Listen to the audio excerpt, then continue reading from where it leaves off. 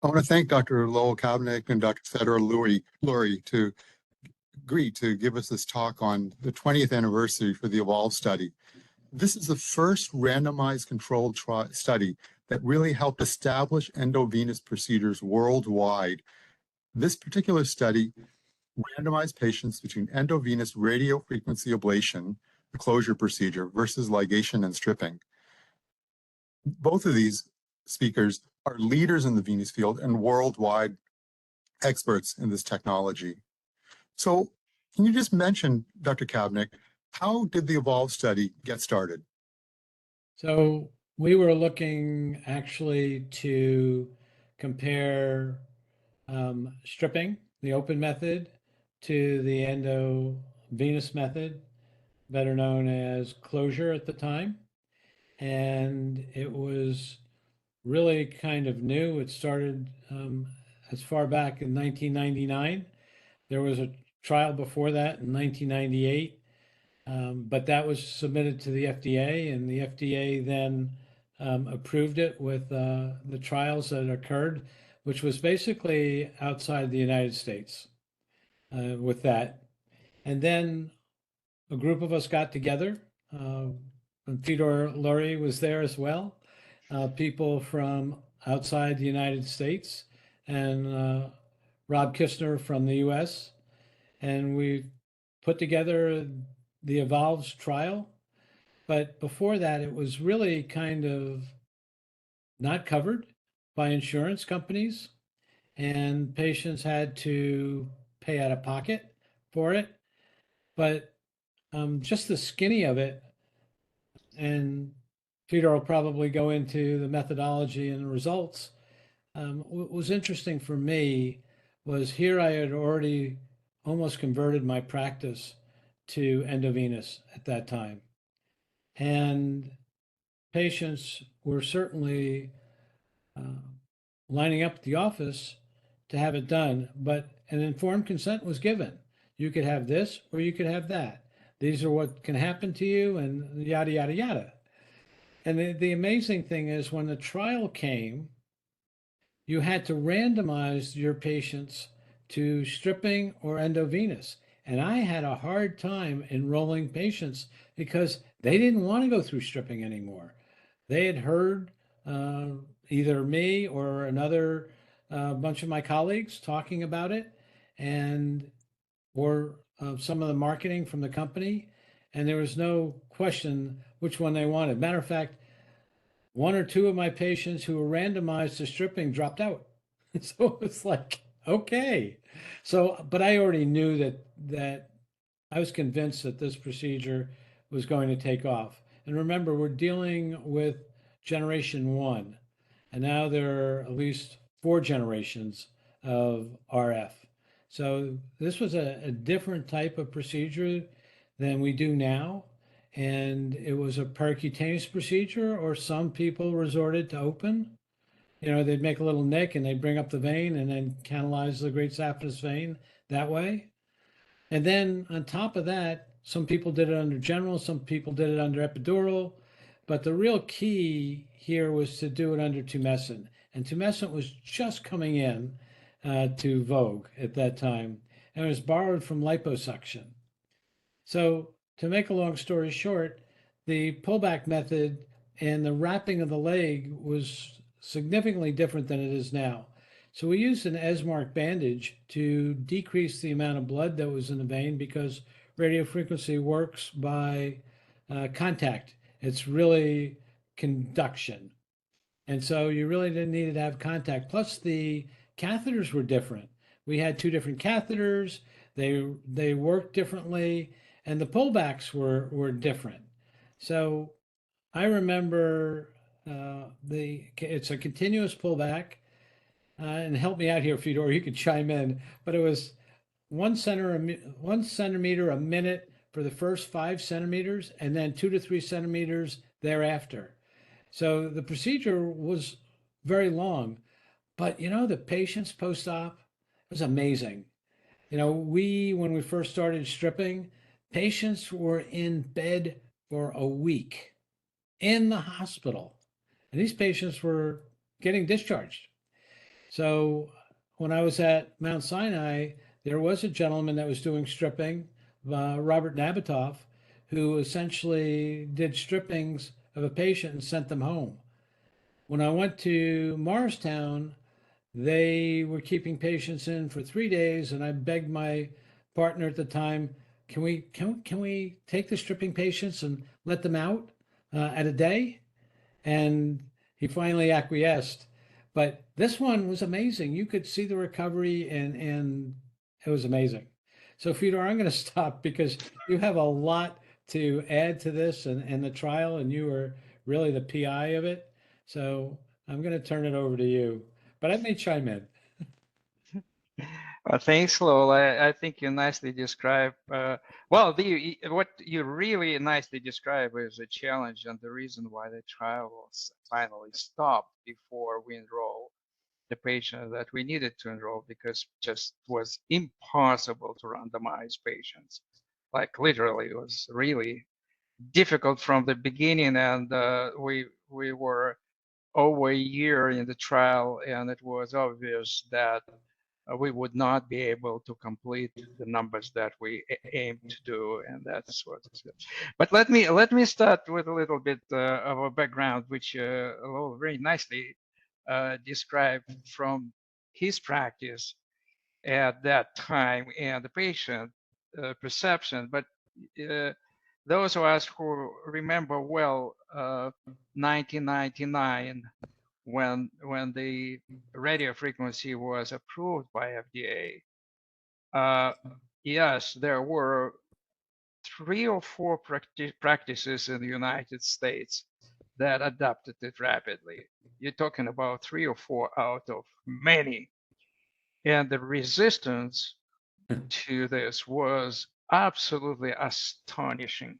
I mean, you cannot really talk at the meeting at this time that you do radio frequency in the office, or you're going to be killed. It's unethical.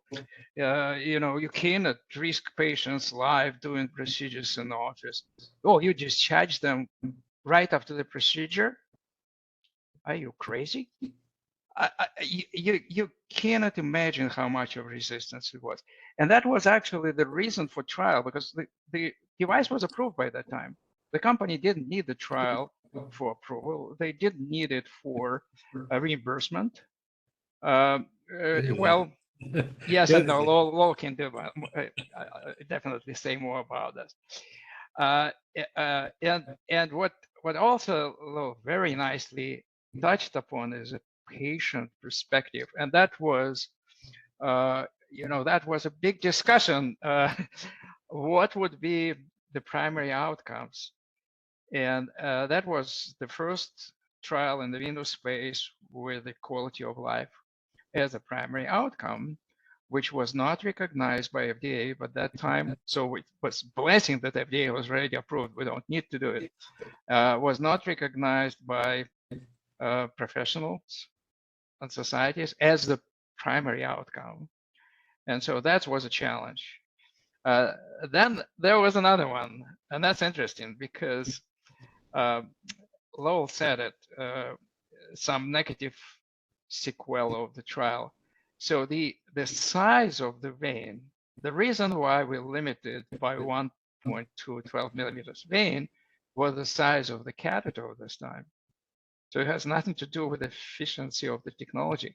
And that's, I think, FDA approval was also because of the size. And then all the sequence was like, well, you cannot treat the veins that are more than 12 millimeters for years.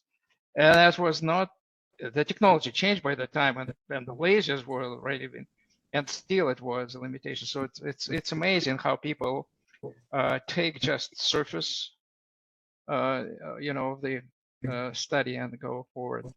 So anyway, so Neil, you would ask questions because we. So I can just elaborate on one other point. So a 12-month study I presented at the American Venus Forum, and I was hung out to dry. I mean, it was just like blasphemy. I don't know what I did wrong. I presented the data, The data was the data. It was really good data. It was certainly scrutinized by all of us, in the academic world, and just people from different universities. It was akin to when we switched from open gallbladder operations to laparoscopic. How can you do this? It's only two-dimensional. You're going to get into trouble. You're going to burn blah, blah, blah, blah, blah, blah, blah. It was like, it was amazing. It was just simply amazing.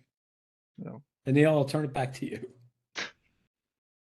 Oh, you say that there were quite a few challenges, not only with the study itself, but after you presented the study, people really didn't take to the study very well. They didn't sound like they believed it. They didn't trust the technology.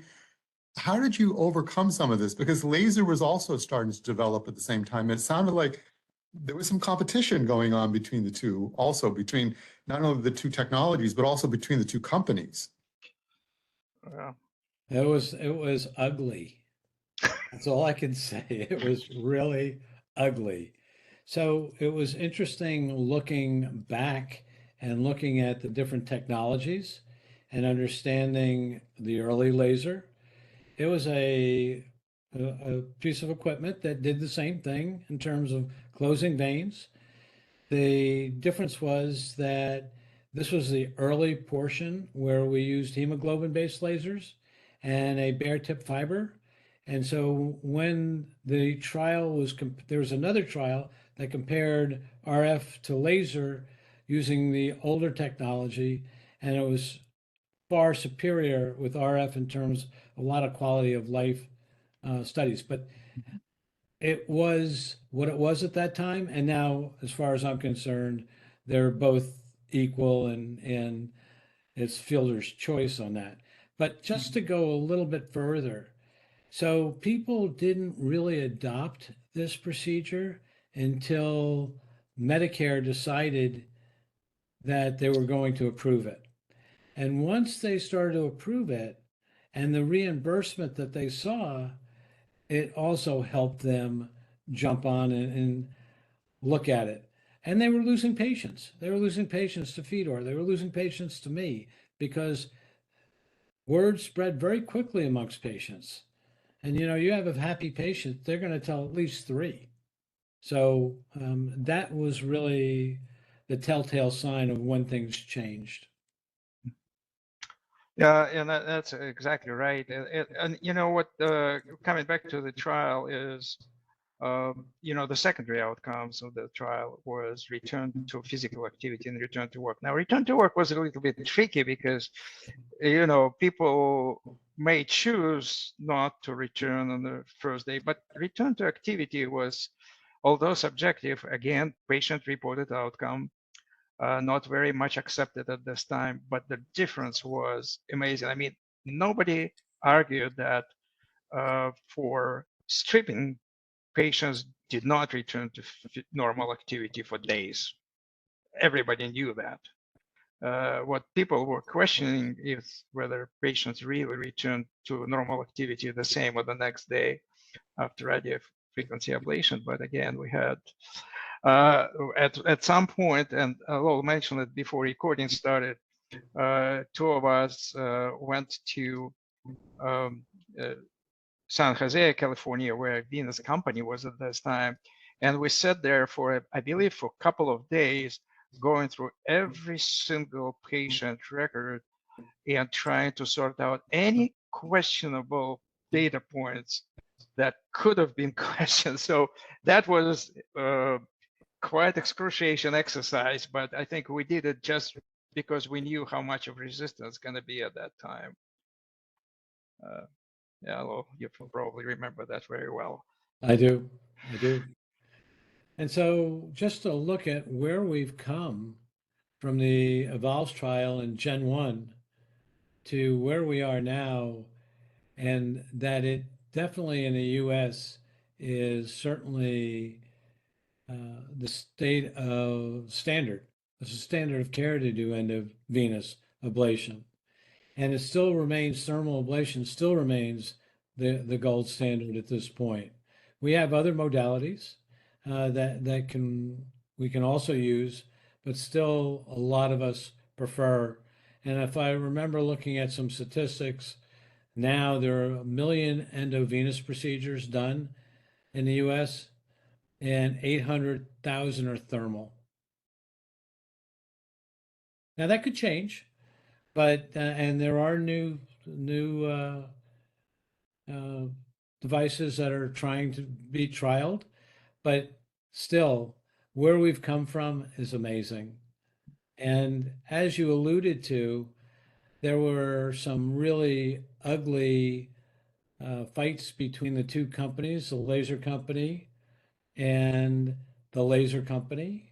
There were a couple of laser companies, and one sued another one for patent infringement. And then Venus Medical sued all of them for patent infringement. And instead of playing in the like nice people in a sandbox, it got really ugly. And it really kind of set us back a little bit in terms of, the way we looked at things, the way we analyzed methodology, because it just confused and clouded the issue. So, but the impact is enormous, and people occasionally argue that patients are over-treated at this time. As Lowell mentioned this, but look, at time of the trial, 2000, 2003, every single patient that today is eligible for endovenous ablation would be considered for stripping. Every single one. I mean, if you have a varicose veins and you have reflux and great siphonous veins, those are indications of stripping. By the way, you don't have to be symptomatic at that time. So, that is how many patients would have been treated, but they were not, because it's a painful procedure. You have to stay in the hospital, all those kinds of things, and they are treated right now. So whether they over-treated or not, I really don't know, but I think it doesn't really make any sense to say that patients do not need to be treated. So you touched a little bit upon the future. So where do you think the field will be going next with respect to the unmet needs for treating our patients with venous insufficiency? And by future, you mean like 5 years or 20 years? Let's just do 5 years first, because there are technologies that you said that are coming on board, and they are meeting some resistance, and some of them are collecting data, as you said, and a lot of them are having challenges, as you did 20 years ago. So I can just hang in there for a little bit. The one challenge that we've faced, and maybe the standard of care is changing, and that is treating below the knee. We early on in endovenous, we knew that where the nerves were. We knew that if we went to the upper third of the calf, we would probably be out of harm's way for the saphenous nerve. And if we went to the gastrocs, we'd probably be out of harm's way for the sural nerve. And then the idea, as we had advanced venous disease came in, we needed to treat to the lowest point of reflux. So those with advanced venous disease, I'm talking C4, 5, and 6, we wanted to go as much as we could. Now, understand when we did stripping, there was, at first, we stripped from groin to ankle, and there was a lot of paresthesias or nerve issues with that. And then when we came to endothermal, it was a fraction of that. So we thought really good about it. And the C4, 5s, and 6s, they even have some paresthesias to begin with because they have skin changes. But with new technology and non-thermal technology, it seems that things have switched to other modalities. And one of them is Varithena, which is a proprietary foam. And so that does not seem to cause any issues regarding what we were concerning, paresthesias, et cetera. So now the question, and Fedor, I'm going to turn it back over to you. There seems to be a change in the standard of care. where there's an above knee great saphenous vein and a below knee great saphenous vein. As far as I knew, there was only one, but more than 50% of the people that are looking at something like this are treating in different modalities. And whether it's correct or whether it's because of legal reasons, it is a standard of care now. And I would like to hear your comment on that, Fedor, because it's something that I didn't practice, but it seems now that it makes sense to me from a litigious world that we're in. And if you evaluate your patient post-operatively, after you've performed a, in and around the knee ablation of the great saphenous vein, and the patients don't have any symptoms, you don't need to go any further. If the patient still has symptoms, then it's really up to you to discern if those symptoms are venous. And if they are, then I would personally treat. So maybe the percentage of patients that I'm looking at, it's not a 1-for-1, but it's less than a 1-for-1. What do you think, Fedor? Well, I completely agree with that. I think the question, the really unsolved question, is which patients need to be treated above and below the knee at the same settings. But I completely agree. If you post-op, you have remaining symptoms and signs, they need to be treated.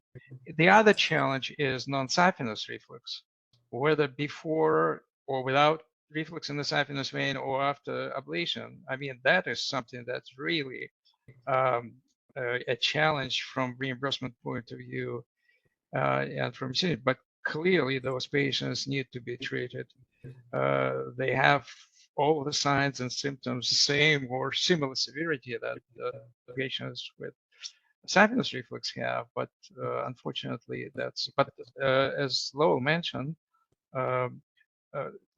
non-thermal ablation, varicina or otherwise, I mean, any things may help there. But in terms of the future, I think one lesson that we learned right from the settings of the study was that the patient perspective is the key in venous disease.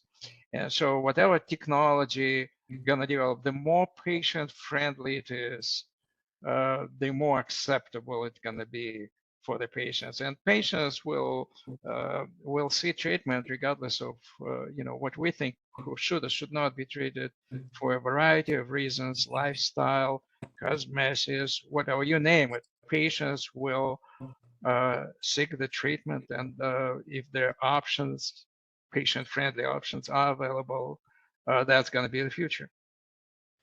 So we went from open to endovenous to thermal to non-thermal, and next we'll have a black box that's hovering above the patient, and somehow it will transmit to destroy the vein.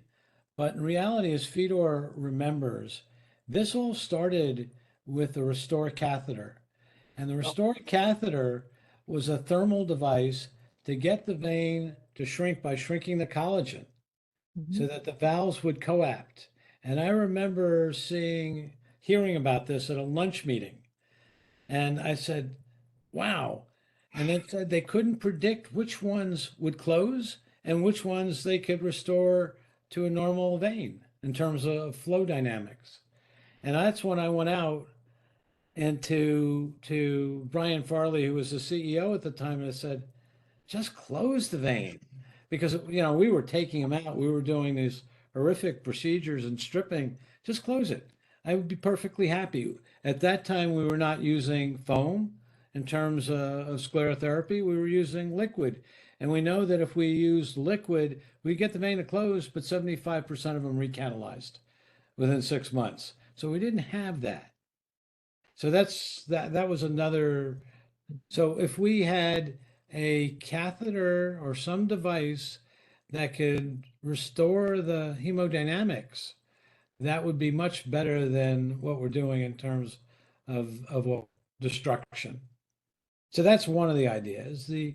As we go forward, it's kind of interesting about May Thurner. And May Thurner was a board question for us. how many May Turners did you see in training? And then all of a sudden it exploded. You know, we had technology that would help us. It really was trialed in Europe before it came over to us because of our FDA. They had a real head start with it. And then we started doing it in our country. But the number of cases that are just being done for May Thurner are overwhelming again. But it's still, it is a procedure. It is something that chosen the right patient at the right time for the right reason, you can have a good result. And then there are patients that have iliofemoral thrombosis, and that's a different story that recanalized. And those patients, to me, are certainly candidates for reconstruction. And lastly, I'm sorry, I'm talking too much, Fedor. The last one would be where we're going with valves and how much is that we're going to go to. And Fedor is kind of an expert in flow physiology, et cetera. And maybe you could shed some light on that for us. Well, that will require another hour. Absolutely. Can you skinny it? I think it's one of the most interesting developments in the recent, I would say, 5 to 6 years, and I completely agree with Lowell. It's going to be interesting to see what it will result in terms of how effective it's going to be and whether it's going to be accepted or not. You remember unfortunately, the days of open surgery are not that promising as they were before. But for those of us who did deep vein reconstructions, we all know that the results were quite good. But it's a But long not long term, operation. right, Fedor? We don't. Well, Short term, yeah. if you look at the results, they're quite good because we're talking about patients with venous ulcers, and we're talking about Oh, I was quite talking about quite the amazing patency. deep Yeah, veins. Yeah. we can get them to heal for sure. No, Yeah. right, no. No, but what I'm saying, it's a loan operation for which you're not going to pay it, so it's not, doesn't have any future at all. But we'll see what the results of endovascular solution is going to be. So I think we're really have come a long way in venous disease. We still don't know a lot about it. I mean, well, we do know a lot about it. We don't know all there is. I think we're further along in understanding arterial and indications for that. And I think that we have further to go in venous. And it's going to be exciting for our future generations of physicians because things have completely changed and will change even more. Yeah, absolutely. And coming back to the trial, the best outcome of this whole development is enormous amount of practitioners who are well educated in venous disease now. I mean, when the trial started, there were a bunch of vascular surgeons, mostly, a couple of what you would call vascular medicine angiologists from Europe, and that's it. The pool of experts, or at least reasonable understanding of venous disease at that time, was quite small. Now you're talking about thousands of people, which definitely should lead to much more in terms of research, discoveries, innovations, you name it. Do you remember all of the questions, Fedor, about what about the tributaries up in the groin? What are you going to do with those? We ligated first primary division. And then we studied those patients, and what did we find? We found out other issues like neovascularization. Yeah, And right. then we looked at that from an endovenous point of view, and it was much, much, much, much less, like 2.5% versus almost guaranteed. Oh yeah, yeah. You're so right. And it's another interesting, historical trivia that that the whole idea of ablation below epigastric came from a different reason, because we didn't know how do we know at the beginning of the trial, how do we measure whether the ablation was at that point or not. So we need an anatomical landmark, and that was epigastric vein. It was not really thought at this time that, you know, that's going to be some beneficial or flash, and it was just anatomical landmark. And that all those things came up later. You know, it's interesting that you mention that, because in my naivety, I went right up to the junction because Oh, yeah. that's what we did. We did flush ligation. Mm-hmm. And I didn't see any of this thrombus extension. And but I've been reluctant to go back up there, but there are some people that are going to ground zero. But as you know, endothermal heat-induced thrombosis, to me, and our guidelines are played down at these days. Of course, if a patient's high risk, it's different. But where we came from, I mean, we were treating patients. Somebody got, early on got umbrella, filters. Back in those days, I think they were called umbrellas. So it was like, it was it's an interesting history and where we've come from. And, the EVOLVES trial, as Fedor said, was kind of the highlight of where we put all our ideas together. We Oh, all yeah. of us collectively had experiences and we sat and discussed it. And even ligation, even today, there's people that ligate the junction and do thermal ablation. But there have been studies to submit that that probably is not important. So we've gone a long way, and it's been a great journey. On that note, I want to thank both of you for highlighting some of the trials, tribulations, and some of the progress that we've made since 20 years since the EVOLVE study. It really was the landmark study that revolutionized endovenous procedures worldwide. So thank you very much for this very interesting, enlightening discussion. I think you really brought to light some of the difficulties, the challenges, and solutions for starting these important trials. Well, it's a pleasure. Thank you very much, Anil, for putting this up.